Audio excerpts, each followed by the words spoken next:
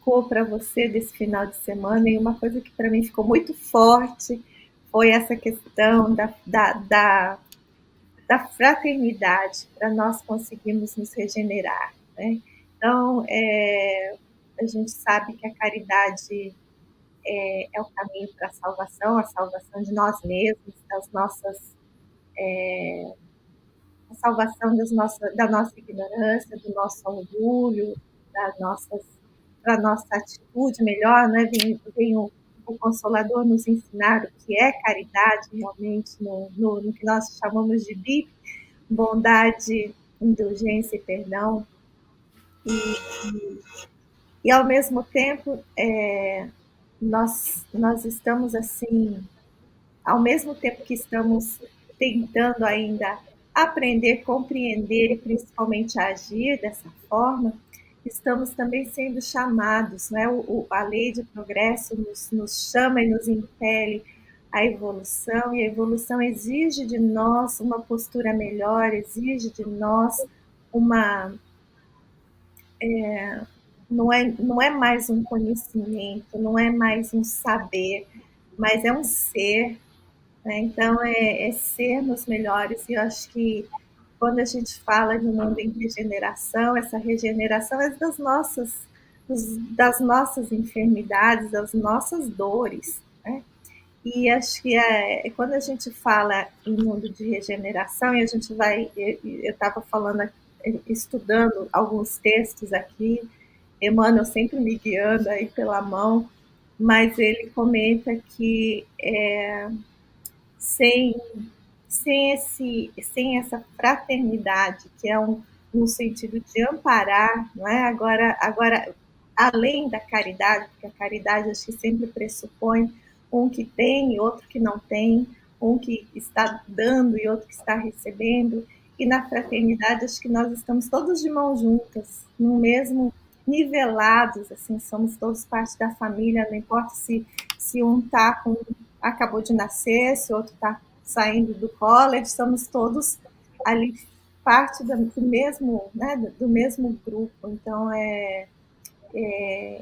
assim, para mim ficou muito forte isso, que agora a gente vai ter que dar as mãos um ao outro para a gente conseguir sair sair do buraco que nós mesmos cavamos, porque estávamos juntos para isso, vamos ter que estar juntos para sair dele. Então, isso foi um sentimento assim que eu saí nesse domingo, da importância que não só a caridade, mas a fraternidade vai ser assim um sentimento que vai começar a brotar em nós com mais certeza, com mais força, cada vez mais vigor por esses tempos, né? Por esses novos tempos. Então, vou passar aí a palavra para Ayrton, para ele seguir, para ele trazer para a gente aí a parte filosófica e científica, mas e passo a palavra para você aí. Obrigado, Lina. Boa noite a todos. Boa noite, pessoal que nos assiste online. Quando a Lina propôs esse tema e falou um pouquinho, um briefing rápido, né, desse sentimento que ela fez no nosso grupo, a minha cabeça borbulhou, né, nesse aspecto. E eu comecei a pensar o seguinte: o porquê que a gente não chegou na regeneração das nossas enfermidades? Qual o momento que nós vamos chegar nesse mundo de regeneração, né? E como a Lina coloca a fraternidade como forma da gente regenerar, né? E por que a gente tem essa dificuldade? Eu fiquei pensando, né? Porque a gente não tem um conceito de fraternidade muito bem definido. Em 1779, se não me falha a memória, vem a Revolução Francesa, sobre a bandeira de liberdade, igualdade e fraternidade. Antes da Revolução Francesa, a legislação não era assim muito clara sobre esses três aspectos, tanto que a gente tinha aqueles que eram iguais. A gente vai pegar o direito romano, que a gente fala, o romano tinha o direito a votar. O grego, se a gente vai a Aristóteles, o grego tinha direito a voto. Mas quem era o que tinha? A democracia grega. A democracia grega era para os atenienses, por exemplo, era para homens maior de 40 anos, filho de pai e mãe ateniense.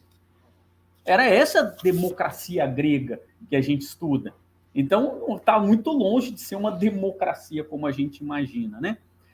Então, desde esse momento até a Revolução Francesa, essas ideias não foram muito bem discutidas. Tanto que a gente culminou num poder da igreja, a gente culminou num poder da nobreza, a gente culminou no poder dos reis e veio então a Revolução Francesa com essa bandeira: liberdade, igualdade e fraternidade. E nós passamos do século XVIII inteirinho estudando e trabalhando somente o que nós chamamos de liberdade. Século XIX, vamos colocar assim, depois da Revolução, a gente foi discutir o que era liberdade, foi discutir como é que eu posso ser livre, isso culmina, inclusive, nas grandes pilares dos Estados Unidos, por isso que ele é um país que surge nesse período e tem essa liberdade tão exacerbada, e a gente discutiu por quase 100 anos os conceitos de liberdade. Não discutimos a igualdade, não discutimos a fraternidade. Nós só fomos discutir a igualdade no século XX. Finalzinho do século XIX, quando começam as questões da abolição de escravatura, onde você tem, não, todo mundo é igual, mas o negro não é igual. E aí você fala, não, claro que é. Aí começam-se as discussões sobre isso. Nós só fomos discutir a igualdade jurídica, conceitos de igualdade da mulher, no século XX. Quando a gente começa a falar que a mulher é igual, tem direito de votar. Não, mas espera aí, ela tem direito de votar? Ainda estava estudando ontem, coincidentemente, eu fui a uma aula de astronomia na FEU, com a Luísa, e ele contou uma história da primeira mulher a receber o Nobel, que ela só pôde publicar o trabalho dela, Marie Curie, assinando junto com o marido. E o marido falou, beleza. Isso foi em 1900. Foi a primeira mulher a receber o Nobel. E ela só recebeu porque o marido falou, não, eu publico com ela. Aí ela ganhou o Nobel. Que coisa, né? Aí o Nobel falou, quem vai ganhar é o marido, que publicou. Ele falou assim, não, beleza, eu só vou receber o prêmio se ela vier comigo. Se ela receber junto. E eles discutem, não, então eu não vou nem receber. Quer dizer, nós estávamos passando por esse momento de discutir a igualdade. Nós passamos o século XX discutindo igualdade. O século XX inteiro discutindo igualdade. E ainda não somos iguais, né? Ainda não somos totalmente livres, ainda não somos iguais. E nós não falamos nada de fraternidade. É por isso que a gente não conseguiu chegar no mundo de regeneração. Quando você pega a Carta da ONU... Quando vocês pegam a Declaração Universal dos Direitos Humanos das Nações Unidas, de 1948, são 30 artigos. Desses 30 artigos, 28 falam de igualdade e de liberdade. Primeiro de liberdade, depois de igualdade. Só o artigo 29 fala de fraternidade, um conceito genérico de fraternidade. Então nós não sabemos o que é fraternidade. A verdade é que nós estamos começando... E o pior, a gente acreditou juridicamente, eu estou falando da lei humana, né? Porque se a gente não convencer na lei humana, a gente não vai convencer. Porque a lei divina já sabe o que é. Só que não adianta você chegar e não trazer isso da base. A gente achou erroneamente que, uma vez que a gente vai ter liberdade e vai ter igualdade, a fraternidade vem em consequência. Então se acreditava isso. E é uma balela, é uma grande besteira. Porque hoje nós temos liberdade, muito bem definida na legislação. Nós temos igualdade, muito bem definida na legislação, embora na prática ainda não. E estamos longe de ter uma fraternidade. Porque a gente está discutindo ainda academicamente o que é isso. Porque quando você pega... beleza, você pode até saber o que é. Saber o que é uma coisa. Aplicar esse conhecimento. Então, o que é fraternidade? Do ponto de vista mais simples, né?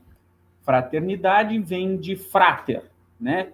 Uma palavra romana de frater, de família, né? E daí decorre father, decorre várias outras não vem de família. Então, nós somos uma grande fratelli, uma grande família. Ok. E nós vamos agir como familiares com todas as pessoas. A partir do momento que você tem igualdade e liberdade, você age como uma família. Mas mentira.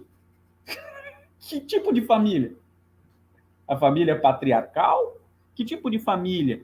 Quer dizer, quantos irmãos assassinam outro irmão para poder ficar com o dinheiro, com a herança que vai deixar quando morrer?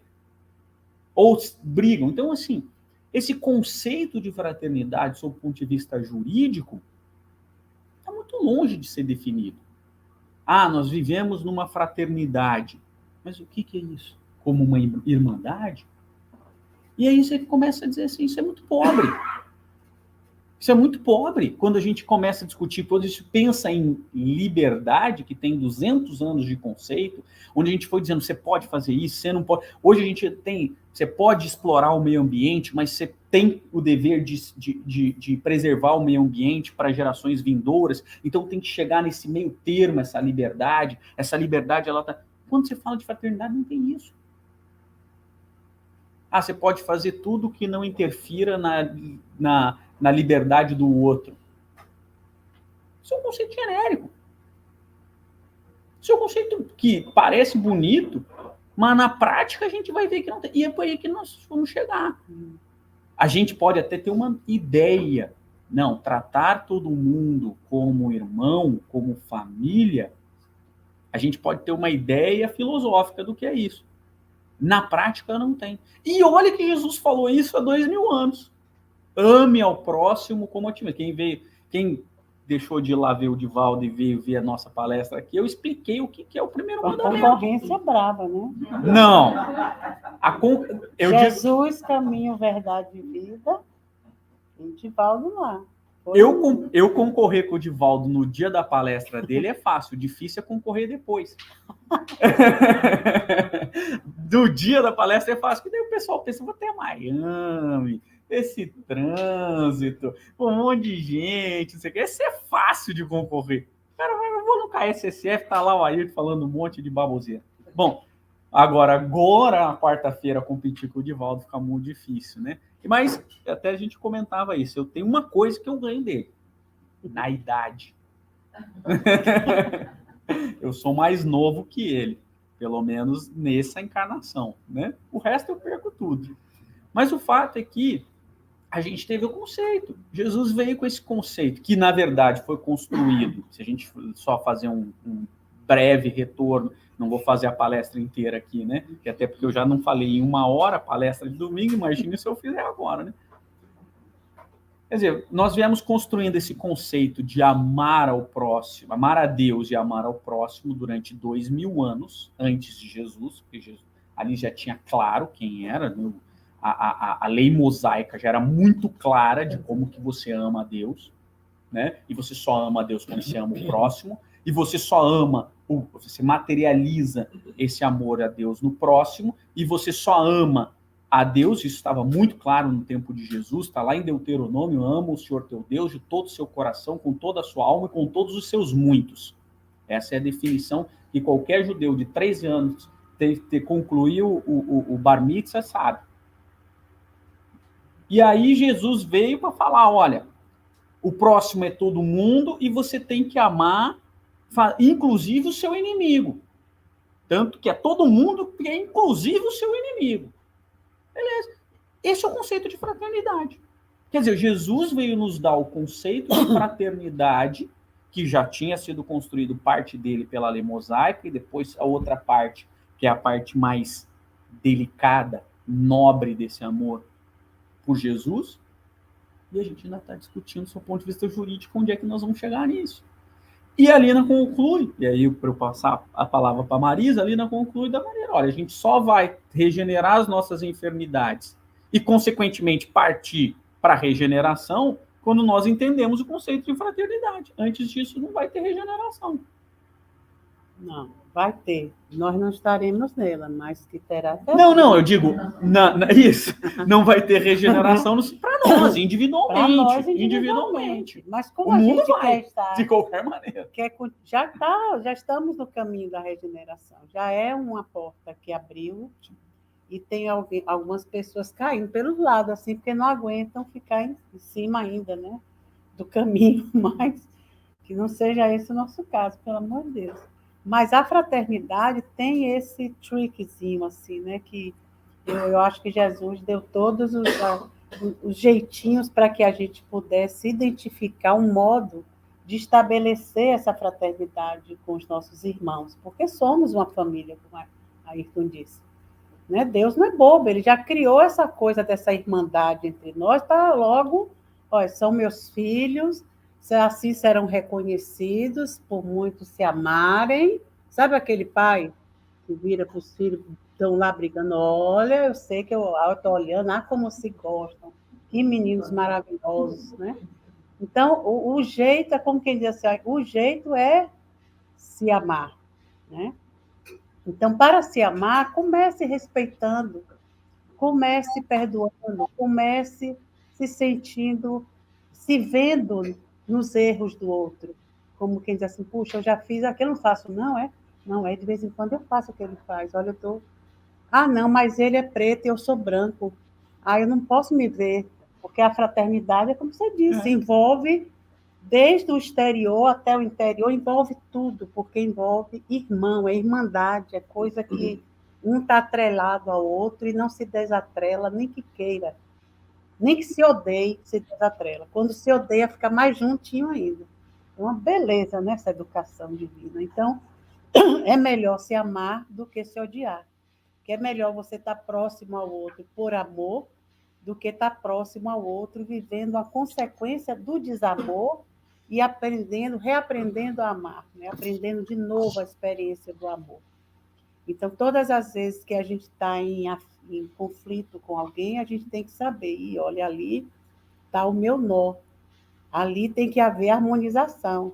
Se não houver, não pode haver confronto, tem que haver alguma coisa que estabeleça ou pausa, ou alguma coisa. Né? Nas famílias a gente vê isso. As famílias que começam a degladiar-se por muito tempo, principalmente, né, você que é advogada, aquelas coisas de herança e tudo, né? Eu já tive assim, né, uma parte da família que estava vendo, não a minha, né, a que eu associei com o negócio de herança. E aí, quando o meu marido perguntou, e eu vivendo aquilo com ele, eu disse assim, olha, você desistia disso.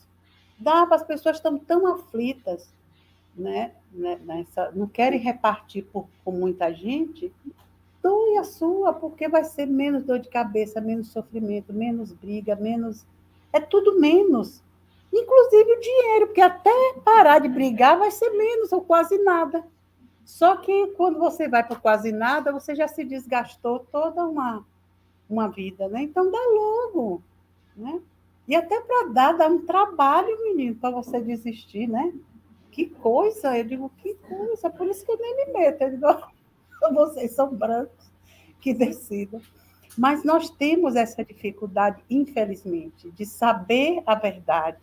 Sabemos que a verdade, como disse o Cristo, nos libertará de todas essas amarras, mas a gente ainda não sabe o caminho de chegar àquilo durante a convivência, durante o movimento da vida que vai sacramentar essa irmandade. Então, o respeito, as diferenças, porque se diz que o caminho bom é a gente olhar para o outro e se ver no outro.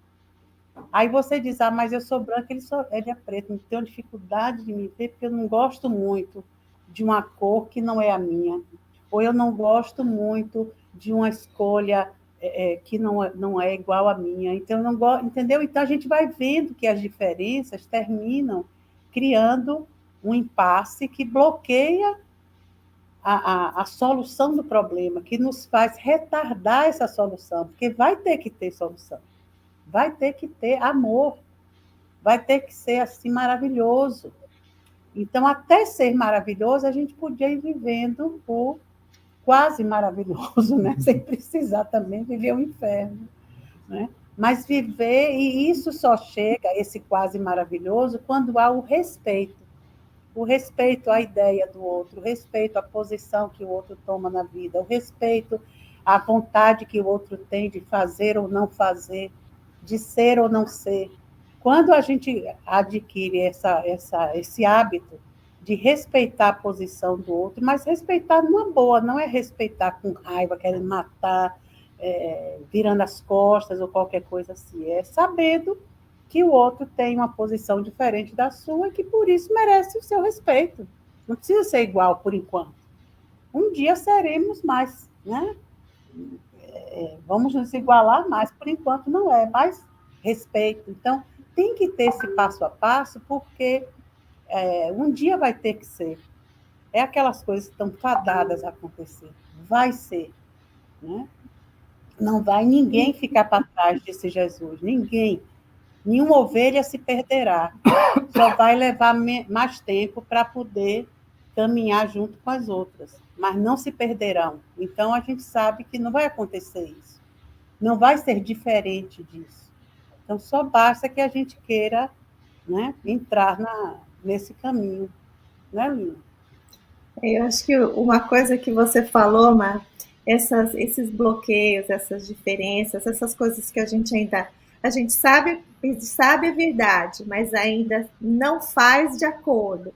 E a gente não percebe o quanto isso nos enferma, né? Isso causa as nossas enfermidades da alma e eventualmente do corpo. Então, acho que quando a gente entende que, assim, como Jesus nos via como mais frágeis do que perversas. Então, essas fragilidades acabam causando, para a gente perceber que temos essas fragilidades, elas se materializam em nós, né? Elas se fazem em nós dessas formas que nós chamamos de enfermidades. Então, acho que para a gente regenerar disso, né? Para a gente conseguir voltar, dar um passo atrás e caminhar de acordo com a verdade, é que vai ser preciso mudar, né? Ajustar o volume. Às vezes a gente está muito alto, né? Tem que diminuir, como dizia, como Jesus fez com Saulo, não, menos Saulo, né? Você é tão assim impetuoso, mas vamos ajustar o volume. Vamos, né, a mesma força que você tinha para defender o seu Deus, vamos defender a verdade. A mesma força que você tinha, o mesmo desejo que você tinha de querer trazer o seu Deus para a Grécia, para Roma e para o resto do mundo, vamos trazer essa mesma força para você trazer a boa nova. Então, tudo que ele já tinha foi só ajustando os ponteiros. Então, acho que todos nós somos assim. Né? Nós todos precisamos de um ajuste mais fino. Então, acho que quando a gente... uma das coisas que foi comentado lá, que o trabalho da Elizabeth Kubler-Ross, que fez o trabalho de tanatologia com vários pacientes à beira da morte, e uma das coisas que mais se comentam à beira da morte, que a pessoa lamenta, é o quê?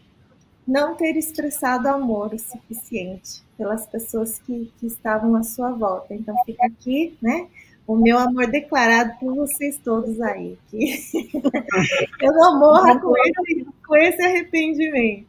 Mas veja que a gente não se arrepende de ter passado não ter passado tempo suficiente no escritório, no trabalho. A gente se arrepende de não ter ficado próximo a quem amávamos. Então, se a gente trouxer esse amor, né, esse amor que cobre uma multitude de pecados, de enganos, de erros, mas eu acho que assim, o nosso engano é pensar que nós gostaríamos de passar mais tempo com nossos filhos, com a nossa família mais próxima, né? Então, quando Jesus traz assim, quem é minha mãe, quem são meus irmãos, é a gente trazer esse amor para fora, expandir esse amor para fora, né?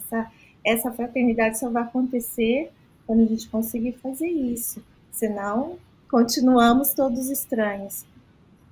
E assim, o Emmanuel fala, sem amparo irmão, a fraternidade não se concretizará no mundo. E esse amparo, então, eu fiquei pensando muito nesse amparo, né? Uma pessoa que me ampara, quando eu amparo alguém, o que eu estou fazendo? O que eu estou oferecendo? Às vezes não é uma palavra, às vezes é você sentar do lado e ficar calado, mas a pessoa saber que você está ali do lado. Ou às vezes você não está nem perto, mas você está em pensamento, você está orando por aquela pessoa, e aí no dia seguinte a pessoa fala, nossa, eu sonhei com você e me senti tão bem depois disso. Quer dizer, a ligação existe, né? Isso aconteceu comigo, então eu sei que existe. É você ajudar e proteger alguém, uma coisa que ampara, não deixa você cair, né? Então, se você cair, o que a pessoa faz? Te levanta, ajuda você a levantar. Então, são, são sentimentos, assim, às vezes, porque eu fiquei pensando muito na questão não é você agir com bondade, é você agir com indulgência, é você ter perdão para com a enfermidade do outro, que é tão enfermo quanto você, mas não só isso, você tem que ir além disso, você tem que ir lá e levantar a pessoa, ficar do lado para ela não cair, escorar, né? Estar presente, estar realmente com intenção e com a vontade e usando de todo o amor que você é capaz naquele momento de estar do lado, de estar presente. Eu acho que é ainda diferente de ser caridoso, é mais ainda, né? Exigido mais ainda. E muitas vezes a gente consegue fazer isso com uma pessoa querida, a gente consegue fazer isso com um amigo que é um irmão de outra mãe, né? A gente chama alguns deles que são nossos irmãos de outras mães, e a gente faz coisas que às vezes não faz pelos próprios irmãos de sangue, como a Marisa disse aí, às vezes a gente tem tantas diferenças com um, como a Ayrton falou, a gente mata, às vezes irmãos matam irmãos, já começou lá com Caim e Abel, não vai terminar com a gente, mas então isso essa questão do sentimento, mas esse sentimento,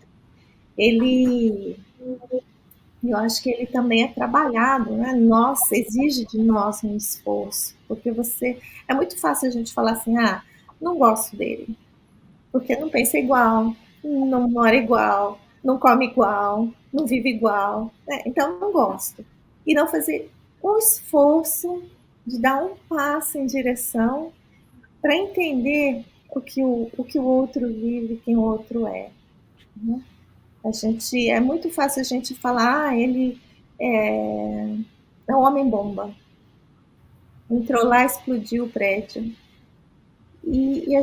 Mas a gente não tem ideia do que foi a vida. Então, eu acho que é muito difícil para a gente, nesse momento, entender as causas que nos levam a ser quem somos hoje, né? Ou a causa das nossas enfermidades hoje. Então, se a gente não sabe, não deveríamos julgar, mas é muito fácil a gente julgar, sentenciar, já dá a pena de morte ali mesmo. Mas fica aí. Eu fiquei pensando muito nessa situação, né? Eu não gosto daquele porque é diferente de quem eu sou, né? Como se alguém fosse igual, né? Primeiro de tudo, né? Até porque se tivesse um mundo de iguais a mim, seria horrível. Até para mim. Até para mim. Até para mim. E mais uma vez, né? Eu vou puxar a sardinha para minha brasa de domingo, mas na verdade não é a brasa para minha sardinha, não é da minha sardinha, de Jesus, né? Eu sou apenas multiplicador. Ele respondeu. Ele falou assim, olha, você não gosta daquele próximo, não tem problema. Se coloque na posição de caído. Quando você tiver caído, é a parábola do bom samaritano, quando você tiver caído, precisando de ajuda, quem que você gostaria que te ajudasse? Aí, se você listar alguém, aí você pode dizer que você não gosta. Então, o exemplo que eu dei na palestra, mas é o exemplo que eu... eu estou tendo um ataque cardíaco. Chega a ambulância, o enfermeiro é negro e homossexual. Você vai falar assim, não encosta em mim, porque eu não gosto de negro nem de homossexual. Se coloque na posição de caído. Se coloque na posição de necessitado. Aí, se você recusar a ajuda dessa pessoa, daí talvez você possa dizer que você não gosta. Agora, se você caído, passando mal, e essa pessoa está ali para te ajudar, e normalmente a espiritualidade põe essas pessoas que você não gosta para te ajudar, aí você começa a ver o mundo de outra perspectiva. Ou seja, na realidade, mais uma vez, Jesus nos deu a resposta da fraternidade. Quando você, ao invés de colocar na posição de que você é o bem-aventurado que vai ajudar o próximo, se coloca na posição de caído, sendo ajudado pelo próximo. E aí você faz essa troca. Essa é a fraternidade que Jesus veio nos mostrar. Essa é a fraternidade que... Só que a gente veio, né, acho que... E isso fiquei muito... Quando você deu o exemplo ali, familiar de qualquer um, né? Eu acho que a gente veio de um jeito na legislação tão se afastando desses princípios espirituais, porque não, a gente não pode se envolver, a religião é uma coisa, Estado é outra, do que principiologicamente é bom, tá? Principiologicamente é bom porque a gente já viu que quando a religião domina o Estado, nenhuma coisa boa teve em todo esse período histórico. Então, de fato, a gente começa a separar. Só que a gente separou tanto que a gente deixou de ser seguidor de Deus e já passou a ser seguidor de Mamon, né? Você não pode amar a Deus e a Mamon, né? Você não pode amar a Deus e o materialismo. E a legislação é só materialista. Quando ela fala de família, é só matéria, é só dinheiro. Eu brincava, né? Era uma brincadeira que eu sempre fiz quando eu começava, primeiro dia de aula, quando eu começava Direito Civil, parte geral. Aí eu entrava na aula e falava assim, não, professor Ayrton, Paraná, vou dar aula de Direito Civil, parte geral. Você pode não entender nada da minha matéria, mas pelo menos entenda uma única coisa. Se você entender isso, você já vai ficar tranquilo. Não casem. Não casem. Aí, os homens se davam risada, as mulheres olhavam com cara feia, né?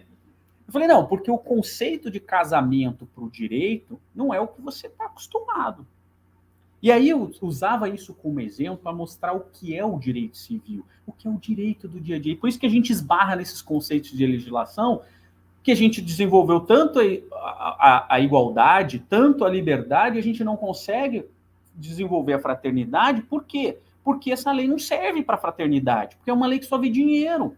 O conceito de casamento por direitos civis, pelo menos não é mais alguma coisa nesse sentido na interpretação no Brasil, né? Mas o conceito ainda existe, né? São duas pessoas de sexo distinto que contraem união conjugal com o objetivo de construir patrimônio em comum e constituir família. Aí eu falo, você viu alguma coisa? São duas pessoas que se amam. Não, isso não está na lei. Porque o direito não regulamenta o casamento porque são duas pessoas que se amam. É porque são duas pessoas que fazem uma união conjugal com o objetivo de construir patrimônio em comum. E ele regulamenta isso para saber quando você se separar, seja por divórcio, ou seja, por óbito, com quem vai ficar o dinheiro. É só isso. E aí você pega uma situação como essa e fala assim, agora você tem que botar isso na fraternidade. O direito regulamenta filho, ascendente, descendente, para dizer com quem vai ficar o teu dinheiro. E aí você fala, não, você tem que amar o seu filho. Como assim amar? Não tem amor, é dinheiro na regulamentação. Então, por isso, quando eu brinco, é óbvio que quando eu brinco sobre essa questão de casamento, Eu não estou fazendo uma apologia para que as pessoas vivam sozinhas, isoladas numa ilha. É para despertar as pessoas que o amor é muito maior do que o casamento que é regulamentado pelo direito, né? Só que a gente vive numa sociedade que é só dinheiro. E aí você fala assim, agora vamos estudar fraternidade. Agora vamos colocar fraternidade na norma. Como assim? É incompatível com tudo que a gente construiu nesses 2000 anos de direito. Porque a gente acha que tudo é uma coisa nova, né? Mas eu sempre brincava, olha, o Código Civil de 2002, no Brasil, que é um novo, era um projeto de lei de 1973, que foi uma cópia do Código Civil alemão, que por sua vez foi uma cópia do Código Civil italiano, que foi uma cópia do Código Civil de Constantino, que foi uma cópia do Código Civil romano, do Ius Civilis Romanum, que foi a base de tudo e continua sendo tudo igual. Então a gente tem o mesmo direito que se tinha em Roma. E aí a gente está aqui onde não se falava de fraternidade, onde não se falava de pessoas iguais, onde não se falava...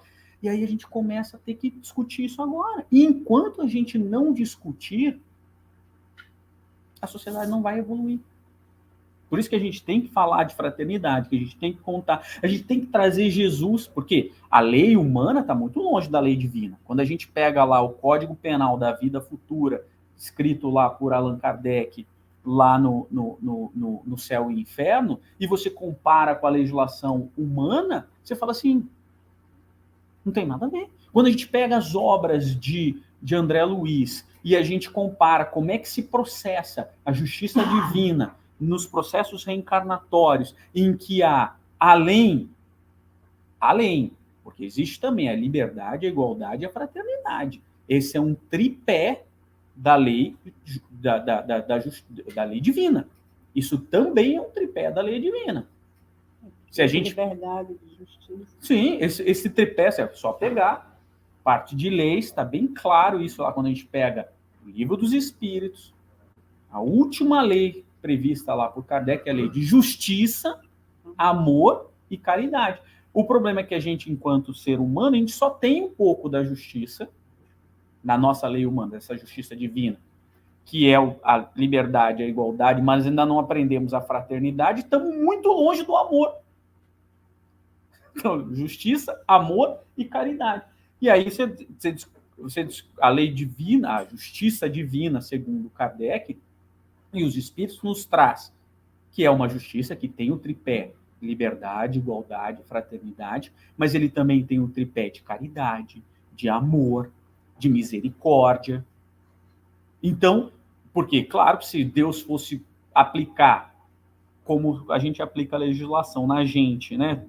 Todos os erros que a gente fez do passado, a gente não estaria de pé, né? Todas as vezes me lembrando que eu fui nas outras encarnações para poder falar aqui na frente, eu ia ter vergonha de falar aqui na frente, porque eu só fui pior do que eu sou hoje. Hoje eu já não sou muito bom, imagine como eu fui no passado. E aí você tem, como é que você vai? É a bênção do esquecimento, a misericórdia da nova oportunidade, uma série de coisas que a lei divina vem nos ensinar. E a gente está ainda engatinhando nisso. E se a gente não começar a falar de fraternidade como o próximo passo, não o único, mas o próximo passo para o caminho evolutivo, a gente não vai chegar nesse caminho evolutivo. Isso tem que permear não só a religião, mas tem que permear o direito, tem que permear a sociedade, tem que permear tudo isso para a gente começar a mudar esse arcabouço que foi construído só com base no materialismo, que é o verdadeiro anticristo. Quando a gente fala de anticristo, o anticristo bíblico, né, aquele que está lá no Evangelho de João, lá em Apocalipse, o que é mais anticristo do que o materialismo? Não tem nada que é mais anticristo que o materialismo. Então, esse é o anticristo que tem que ser combatido. Isso não significa combater a matéria, não significa combater as necessidades materiais, mas é o materialismo. Tanto que o Kardec se coloca desde o início. O espiritismo não é contrário. Está lá no livro chamado O que é o Espiritismo, feito por Kardec. o Espiritismo tem uma única finalidade, não é combater as demais religiões, mas o único adversário real do Espiritismo chama-se materialismo. E é isso. É isso que a gente tem que ir construindo dentro da nossa sociedade. Mas com a história, né? Fomos criados simples e ignorantes, mas para viver nesse ir e vir, né? Do mundo espiritual para o material, para aprendermos a ser espíritos vivendo na matéria e não materialistas que vamos ter uma ideia um dia de que somos espíritos, né? Mas a coisa anda do jeito que nós, ignorantes, estamos caminhando. E agora a gente vê essa explosão agora não, né? Já vem tendo essa explosão de abertura de mentes, de corações aparecendo aqui e ali, a coisa pipocando e os problemas sendo discutidos de uma forma agora, né, mais justa, né, as diferenças principalmente, né, já são discutidas no mundo inteiro de uma forma mais inteligente, mais cordata, mais humana e mais espiritual também, voltados para isso. Né? Isso é o espírito querendo já botar para fora a sua essência, porque já chega de ficar achatado dentro de um mundo material que não nos pertence, que é só um aprendizado, né? Um movimento que o espírito faz para aprender a viver nos dois planos, e eu acho isso fantástico. É assim mesmo, eu acho que agora as discussões são bem-vindas, agora parece que vai tudo piorar, mas não é tudo piorar. É a verdade, né, que vai nos libertar. Se essa verdade não vier, vai ficar a gente escondidinho nas máscaras, nos faz de conta, né, na falta de noção da realidade, e no tempo não dá mais para isso. Porque se a gente continuar querendo viver sem noção, a gente vai viver sem noção lá no mundo mais atrasadinho, como era o nosso antigamente, né? E ninguém quer. Eu não quero não, né, Lina? Você quer? Eu não quero não. É daqui para frente. Agora, se a gente não começar a cada um... E o problema é esse, é que é muito pessoal. Existe, lógico, eu adorei essa coisa do amparo, Lina. Tem que existir isso entre nós. Essa forma de um passar para o outro alguma coisa que já possui. Não é já ser perfeito ou já ser nada, todo mundo com ainda, né, toda essa humanidade ainda gritando socorro, mas já pode olhar, já pode apagar, já pode baixar a voz, já pode ter ímpetos de alguma coisa a mais, se quisesse se sentir bem. Mas eu acho que é vivendo todos os dias esse respeito pelo outro, respeito pelo que o outro é, e se respeitando pelo que é também.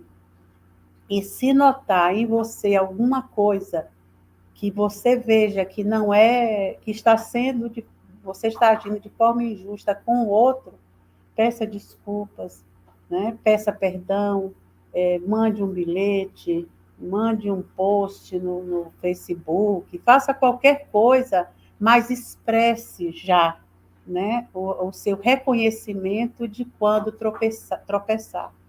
Porque a gente vive vendo os tropeços de todo mundo, mas não olha para os próprios tropeços. E isso é que torna a vida mais pesada, os pés mais fincados nessa coisa do material, nessa coisa da cegueira, da falta de coragem, da falta de vontade.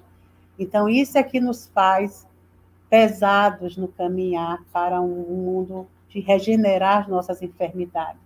Quando a gente diz, não, eu quero regenerar, é porque eu quero ir para o mundo de regeneração. Sim, mas você já está disposto a regenerar as suas enfermidades? Porque isso depende de você. Né? Essa parte da caminhada é sua. Então, você só continua no caminho que está levando para frente se você disser, não, eu quero sim, quero sentir a dor, olha, eu quero dizer, não, isso não faz mais parte de mim, não quero mais isso, não quero sentir isso, quero passar para frente isso e aquilo. Né? Eu acho que esse movimento que nós espíritas estamos fazendo assim, em torno de quando a gente vai vendo esses assuntos agora, como isso vai tocando de forma diferente em cada um. Eu ouço as pessoas falando sobre isso com mais, assim, coisas que não falava antes. É um entendimento que vai tendo, né, à medida que vai ouvindo de novo o Evangelho, e que parece que isso vai tocando mais fundo naquela ferida que antes aberta, ai, doía, ai, não quero mais, nem lembro mais, foi mesmo aquilo, eu nem sei, nem quero saber. Como crianças, às vezes, você quer ensinar alguma coisa que você acha que a criança já pode suportar e a criança ainda está, não, não quero, derrubo de novo, não, entendeu? Até que você vê que ali mora uma enfermidade, porque já passou o tempo daquela criança tomar atento daquela posição e ela ainda não tomou. Aí você leva ao médico, aí você vai ver, leva ao psicólogo, vai fazer um tratamento que a criança não está bem. E muitos de nós ainda somos assim. Por isso precisamos uns suportar o outro, uns ser o próximo dos outros. Porque não vai ter um que vai aparecer, não é Deus que vai... somos nós vamos ser o suporte uns dos outros nessa tomada de decisão, vou ou não vou, como se a gente estivesse no meio de atravessar, precisa atravessar essa rua, vou ou não vou. Mas se a gente se der as mãos e disser assim, vamos, a gente está conseguindo, olha, a gente vai sim, vamos conseguir. E formos juntos, eu acho que isso é muito bom. Esse respeito que a gente vai dando aos nossos irmãos em humanidade, começando em casa, o respeito ali pelos mais próximos, que são o nosso, vamos dizer, o nosso laboratório, né? Como Joana diz, é o laboratório da alma.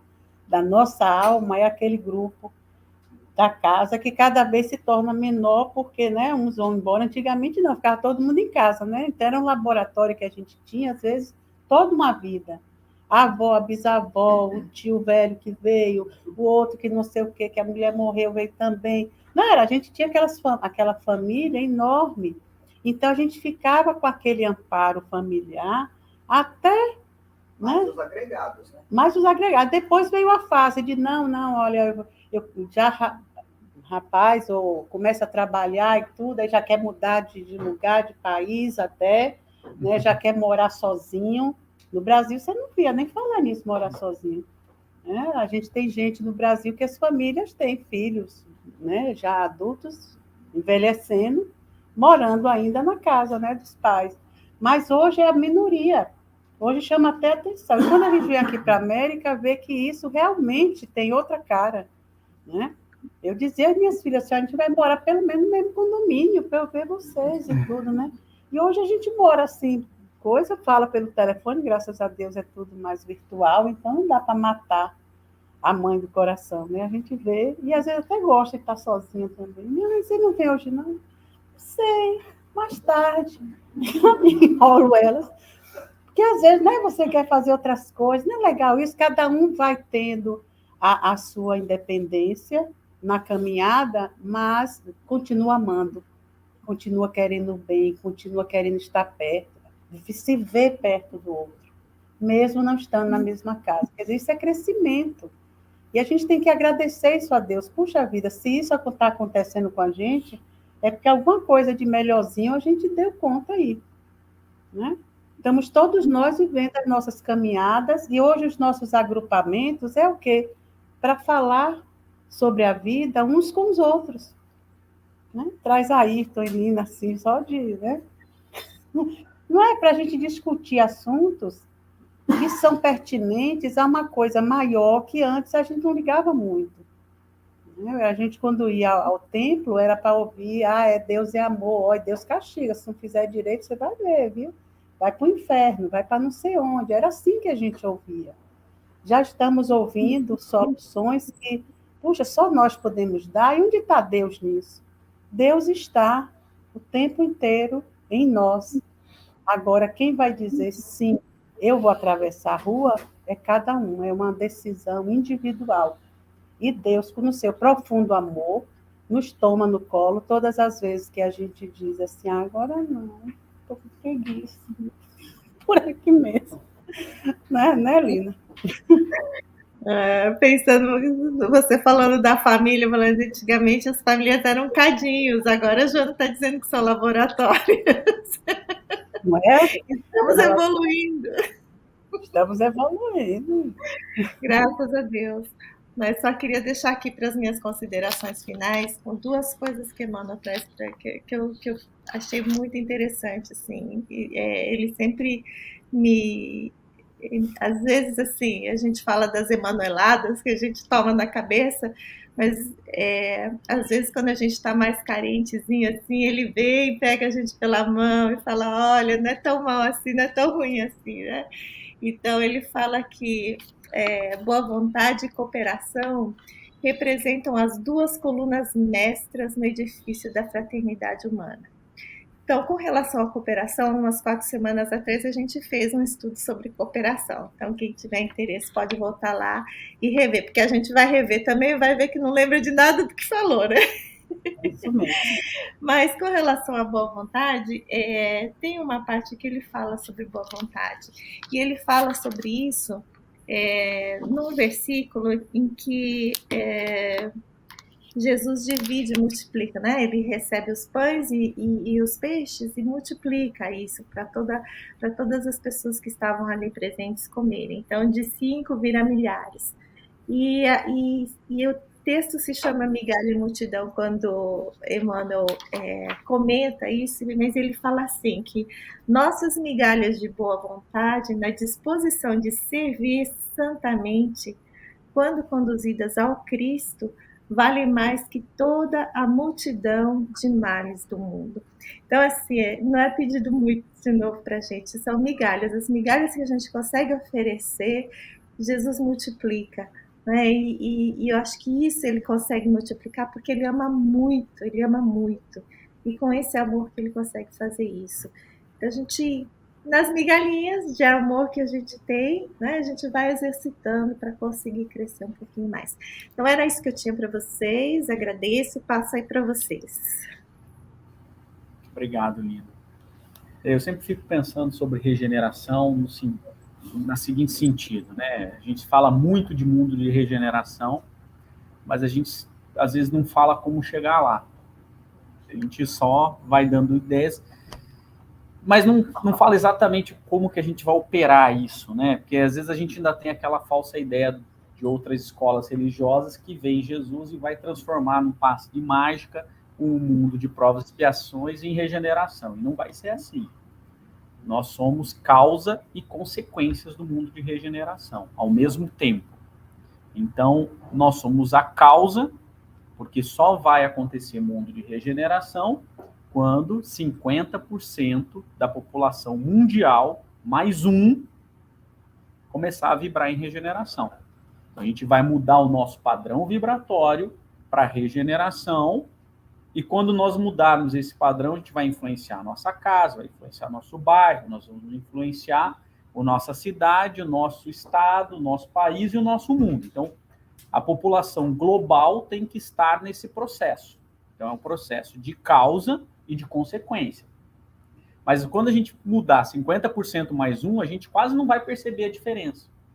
Porque não vai fazer muita diferença entre 50% mais um e 49,9999% da população global em provas e expiações.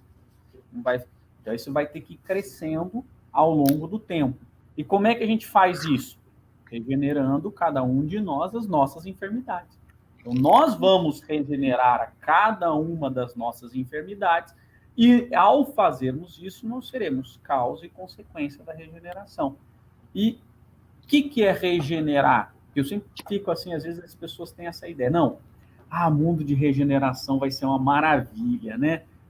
Em comparação com provas e expiações, sim. Mas está muito longe, Kardec é muito claro com isso. Ele fala, mundo de regeneração é transição. A gente estava muito doente, a gente foi para o hospital, recebeu a cura. Mas não é num passe de mágica. A gente agora vai passar para a reabilitação, para regenerar. Né? Então, essa vai regenerar. Então, a gente sofreu um acidente na pele e tal, vai demorar, ela vai, tá? Já não tem mais um acidente, o acidente acabou, já foi tratado, agora nós temos que recuperar aquela pele, aquela situação. Então, é um processo.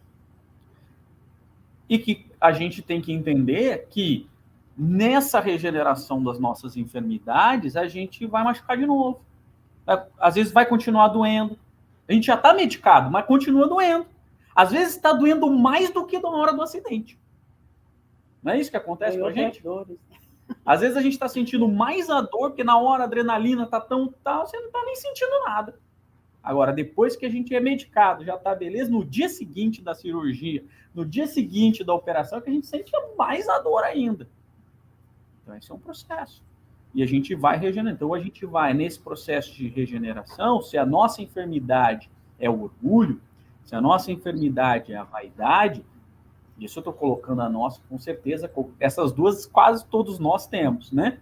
Então, se a nossa enfermidade é isso, a gente vai, não, agora eu estou no caminho, eu não vou mais fazer isso aqui para mim é ponto de honra, eu estou regenerando nessa situação, não vou. Quando alguém me falar alguma coisa, eu não vou responder.